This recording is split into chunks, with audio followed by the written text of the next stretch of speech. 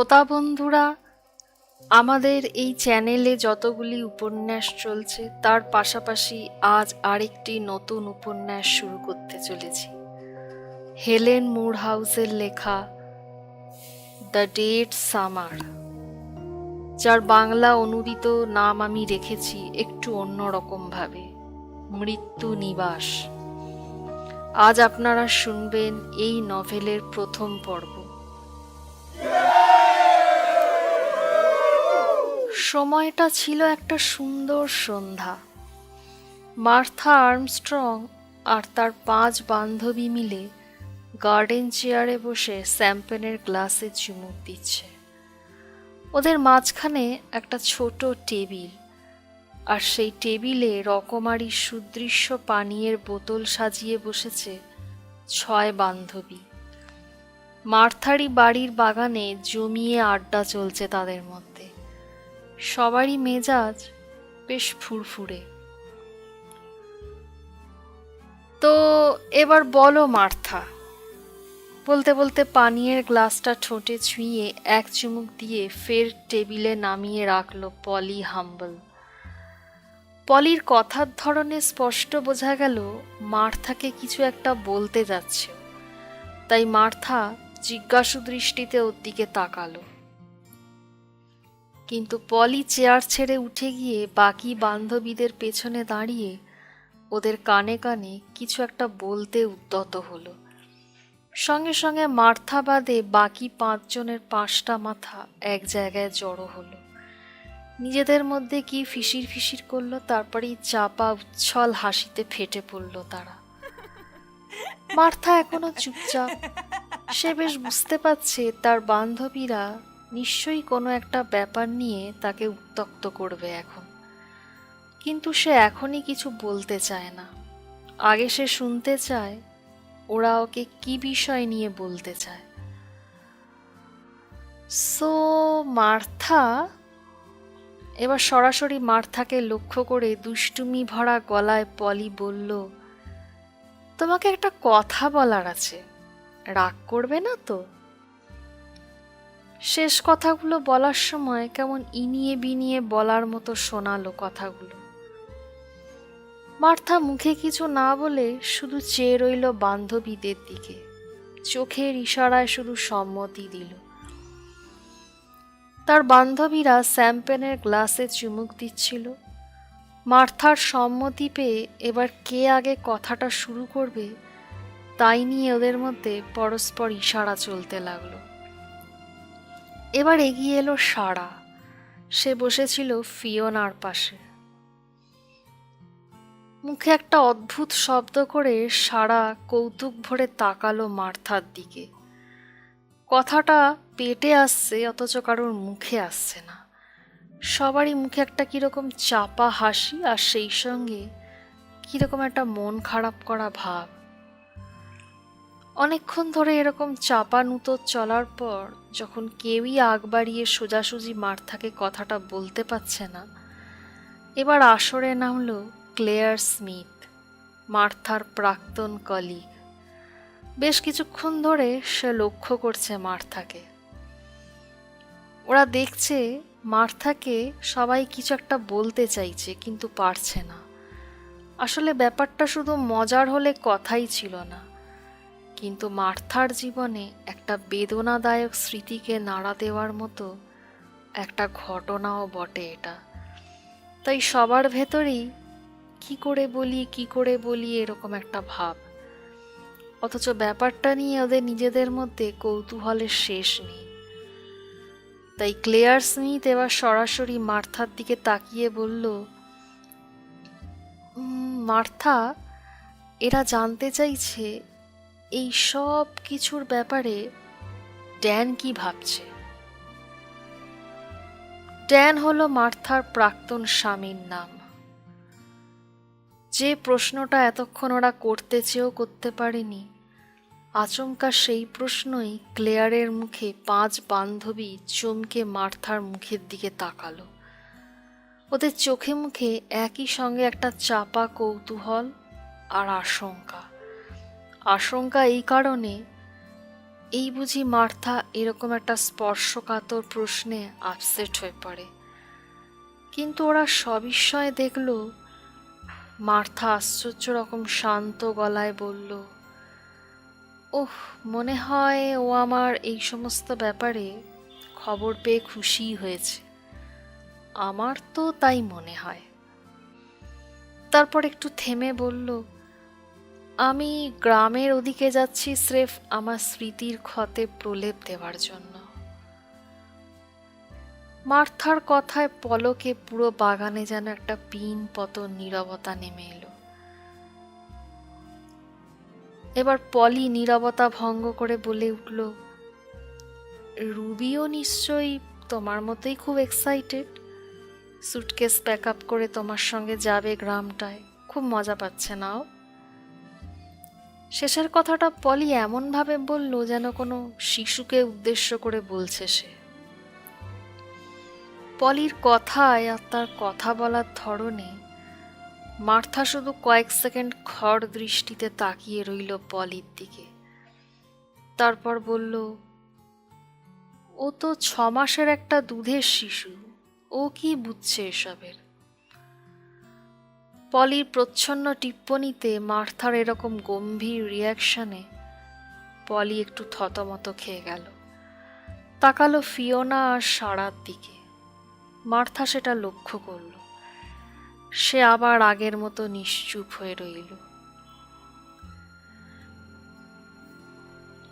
রাত একটু বাড়লে মার্থার বান্ধবীরা যখন একে একে চলে গেল যে যার বাড়ি, মাত্র 2 জন বাকি রইল, তখন মার্থাকে একসময় একান্তে পেয়ে শিউ জিজ্ঞেস করল, তুমি যা করতে চাইছো এখন, সে ব্যাপারে তুমি নিজে কি পুরোপুরি শিওর?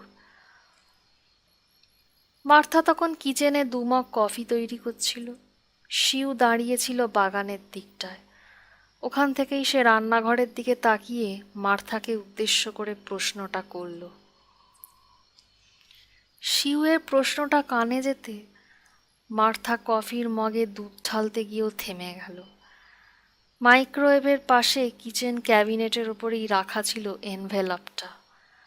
সেটা তুলে নিয়ে শটান এগিয়ে দিল শিউয়ের দিকে। শিউ অবাক হয়ে বলল, কি এটা? তারপর একবার মার্থার দিকে আর একবার ওর হাতের এনভেলপটার দিকে বারবার তাকাতে লাগলো। মার্থা বলল, খুলেই দেখো না। এনভেলপটা খুলে ভেতর থেকে ছোট্ট চিরকুটের মতো কাগজটা পড়তে পড়তে আপনা থেকেই শিউ বলে উঠল, আচ্ছা। মার্থা বলল, হ্যাঁ, কোর্টের হলফনামা, আজ সকালেই এসেছে ডাকে। শিউ বলল, কোর্ট থেকে তোমাদের ডিভোর্সের ডিক্রি এসে গেল তাহলে? কিচেনের দিকে তাকিয়ে এবার ব্যাপারটা খেয়াল হলো শিউয়ের। দেখলো বেশিরভাগ ফার্নিচারই হয় বিক্রি করে দেওয়া হয়েছে অথবা ড্যানের নতুন বাড়িতে চলে গিয়েছে। শুধু কয়েকটা জিনিস মাত্র এখনো রয়ে গেছে। এই প্রথম শিউ লক্ষ্য করল মার্থাদের পুরো বাড়িটাই কেমন ফাঁকা ফাঁকা লাগছে। এ বাড়িটাও আর বেশি দিন নেই। আগামীকালই মার্থা চলে যাচ্ছে তার গ্রামের বাড়িতে। ওর চোখের দৃষ্টির অর্থ বুঝতে পারল মার্থা। একটা দীর্ঘশ্বাস ফেলে কফির মগটা শিউয়ের দিকে এগিয়ে দিতে দিতে বলল, তুমি তো জানো আমার এ শহরে এখন আপন বলতে আর কেউ রইল না। মার্থার কথা এবার বাধা দিয়ে শিউ বলে উঠল, কেন, তোমার বান্ধবীরা নেই? কফির মগে চুমুক দিয়ে মার্থা এবার আনমনাভাবে বলল, কাদের কথা বলছো? পলি, ফিওনা, সারা, ওরা ওরা তো ড্যানের বন্ধুরই স্ত্রী। সেই সূত্রে আমার বান্ধবী। আমার আর ড্যানের বিচ্ছেদে ওদের কি এসে যায়? আমি তো ভুলে যাইনি যখন আমি 5 মাসের প্রেগনেন্ট ছিলাম, তখন ওই সারাই ড্যান আর পলাকে নিজের বাড়িতে নেমন্তন্ন করেছিল। You know? সিগারেটের লম্বা ধোঁয়া ছেড়ে এবার শিউ বলল, আই সি, আমি তো একথাটা ভুলেই গিয়েছিলাম। আর বাকি রইল ক্লেয়ার স্মিথের কথা। বলতে বলতে কফির মগে আবার ছোট্ট করে চুমুক দিয়ে মার্থা বলতে লাগলো, ওকেও আমি চিনি। ও আমার ভালো বন্ধু, সহকর্মী ঠিকই, কিন্তু আজ এসেও আমার প্রতি সহানুভূতি জানাচ্ছে। আগামীকালই ওর বান্ধবী লিজের সঙ্গে কফি শপে দেখা করতে গিয়ে আমার আর ড্যানের ডিভোর্স কাহিনী রসিয়ে রসিয়ে গল্প করবে। বলবে আমি নাকি সংসারে ঝড় তোলার মূলে। এরপরও বলবে আমি এতটাই নিজের জীবনে তিতিবিরক্ত যে চাকরি পর্যন্ত ছেড়ে দিয়ে শহর থেকে দূরে গ্রামে গিয়ে থাকার ব্যবস্থা করছি। এরপর আগামী সপ্তাহেই আবার আমায় ভালো মানুষটির মতো ফোন লাগাবে, কেমন আছো মার্থা? শেষের কথাটা বলার সময় ক্লেয়ার স্মিথকে উদ্দেশ্য করে ভেঙচি কাটল মার্থা।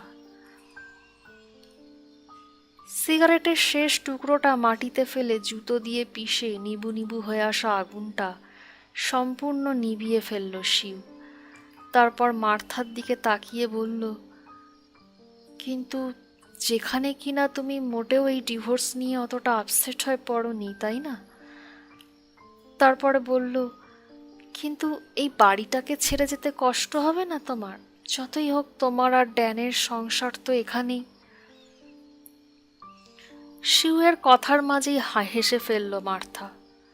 বলল, কি হবে আর কষ্টের কথা ভেবে? এ বাড়ি তো আর এখন আমার নিজের নয়। বলেই আর দাঁড়ালো না মার্থা, সোজা কিচেনে চলে গেল। দুধের পাত্রটা রেফ্রিজারেটরে রাখতে রাখতে বলল, এখন বাকি সব কিছুই এ বাড়ির নতুন যারা মালিক তাদের জন্য। বাড়ির জন্য কষ্ট করে আর কি হবে? এর তো নতুন মালিক আসবে। এনিওয়ে, আরও ড্রিঙ্কস নেবে? শিউ বলল, হ্যাঁ, শ্যাম্পেন আরও থাকলে দাও। ফ্রিজ থেকে শ্যাম্পেনের বোতলটা বের করে আনলো মার্থা। ক্যাবিনেট থেকে দুটো কাঁচের গ্লাস আর বোতলটা একটা ট্রেতে সাজিয়ে চলল বাগানের দিকে। ওখানে বসেই আরও কিছুক্ষণ সময় কাটাবে ওরা। শিউও চলল ওর সাথে সাথে। গার্ডেন টেবিলটাকে মাঝখানে রেখে দুদিকে দুটো চেয়ার দখল করে বসলো দুজনে। শ্যাম্পেনের বোতলটার মাথার ওপরের কর্কটা খুলতেই হস করে একটা শব্দ উঠে সাদা সাদা ফেনা ছড়িয়ে পড়ল চারদিকে। অতঃপর পানীয়ের গ্লাসে ইঞ্চিটাক মদ ঢেলে গ্লাসটা শিউয়ের দিকে এগিয়ে দিতে দিতে মার্থা বলল, আমি কিন্তু সত্যিই খুব আপসেট হয়ে পড়েছি এই ব্যাপারটায়। গ্লাসের পানিয়ে চুমুক দিয়ে শিউ বলল, কোন ব্যাপারটায়? মার্থা বলল, ড্যানের সাথে ডিভোর্সের ব্যাপারটায়। আমি আমি অত্যন্ত আজ নিজেকে অসহায় আর একাকী বোধ করছি। 10 বছর ধরে যে পুরুষটির সাথে এত মেলামেশা করলাম, ওই গ্রামেই বিয়ে হয়েছিল আমাদের। বিয়ে 2 বছরের মধ্যেই সন্তান এলো আমাদের মধ্যে। সব কিছুই আমার প্ল্যান মাফিকই চলছিল, কিন্তু কিন্তু ঘুণাক্ষরেও ভাবতে পেরেছি ড্যান কখনো বাবা হতে চাইতো না। কারণ কারো তার অন্য জায়গায় তখন লাইন চলছে। সে তখন এই পলার সঙ্গে চুটিয়ে ফুর্তি করছে। আমি একবারও ভাবতে পারিনি। মাথা নাড়ল শিউ। মার্থার বান্ধবীদের মধ্যে একমাত্র এই শিউ মেয়েটারই মার্থার প্রতি কিছুটা সহানুভূতি আছে। মার্থার অবস্থাটা সে অনুভব করছে। ড্যানের বিবাহ বহির্ভূত সম্পর্কের কথা মাত্র 8 মাস আগে জানতে পেরেছিল মার্থা, আর তারপরে এই ডিভোর্স। পানীয়ের গ্লাসটা দ্রুত খালি করতে করতে শিউ বলল, সব পুরুষ মানুষই সমান। কথাটা বলেই তারপর সহানুভূতি নিয়ে তাকালো মার্থার দিকে। পানীয়ের গ্লাসে শেষ চুমুক দিয়ে ফের ধরা গলায় মার্থা বলল, ভাবতে পারিনি ও এরকম ভাবে বিট্রে করবে আমার সাথে। আমি আমি অনেক দিন পর্যন্ত বুঝতেই পারিনি যে অন্যদিকে ঘর গোছাচ্ছে। এক এক করে কিছু কিছু জিনিস দেখতাম ও সরিয়ে নিয়ে যাচ্ছে কোথায়। অবাক হতাম, কিন্তু তখনও বুঝতে পারিনি ও পলার সংসার গোছাতে যাচ্ছে। How full I am! কি বোকা আমি! ছল ছল চোখে সামনে 4 বেডরুমের ছাদওয়ালা বাড়িটার দিকে তাকালো মার্থা, যে বাড়িতে ওর বিবাহিত জীবনের অনেকগুলো বছর কেটেছে।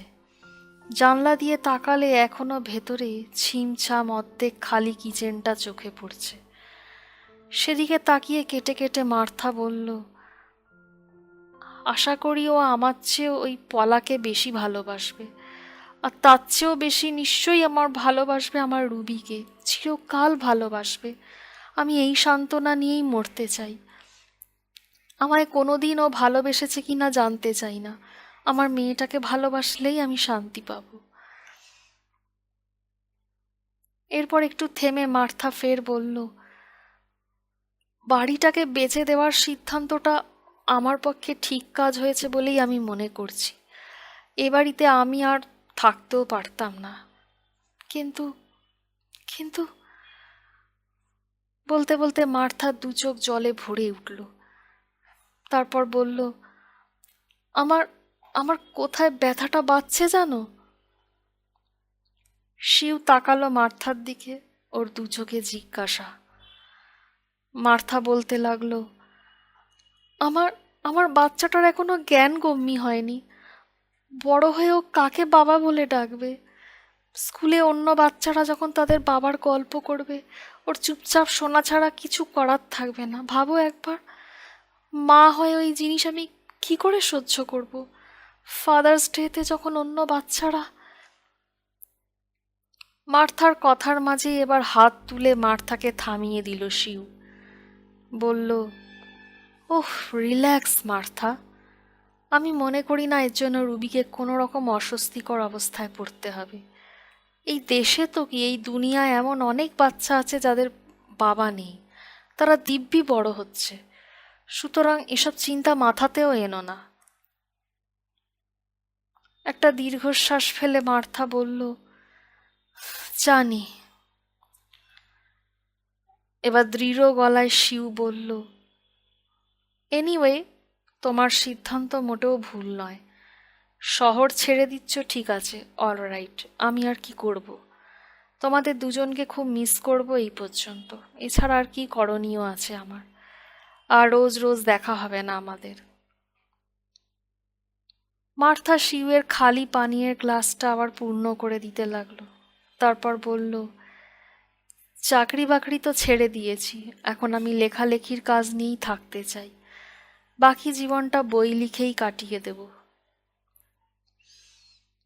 বাড়িটার দিকে এরপর বিষণ্ণ দৃষ্টিতে তাকিয়ে রইল মার্থা আর শিউ দুজনেই। আগামীকাল সকালেই মার্থা এ শহর ছেড়ে চলে যাচ্ছে।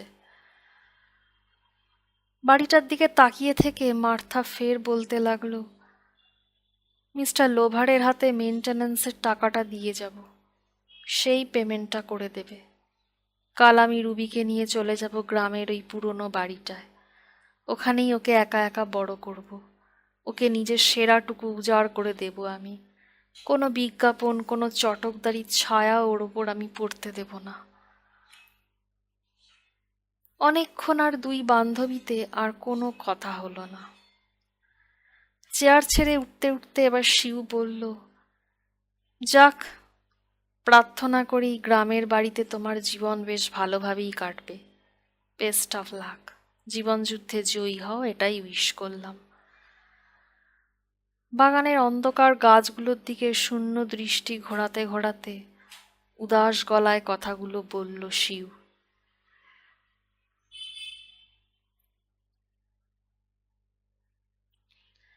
শ্রোতা বন্ধুরা, এই পর্বটি এখানেই সমাপ্ত। আগামী পর্ব নিয়ে আমি খুব শিগগিরই আসছি। আপনাদের আমাদের চ্যানেল ভালো লাগলে দয়া করে আমাদের চ্যানেলটিকে সাবস্ক্রাইব করবেন, লাইক করবেন, কমেন্ট দিয়ে নিজেদের মতামত দেবেন। ধন্যবাদ।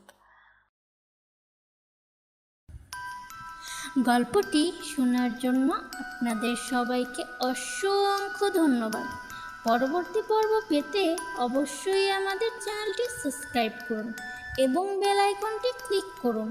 গল্পটি ভালো লাগলে অবশ্যই ভিডিওটিতে লাইক ও কমেন্ট করে জানাবেন। শুভরাত্রি।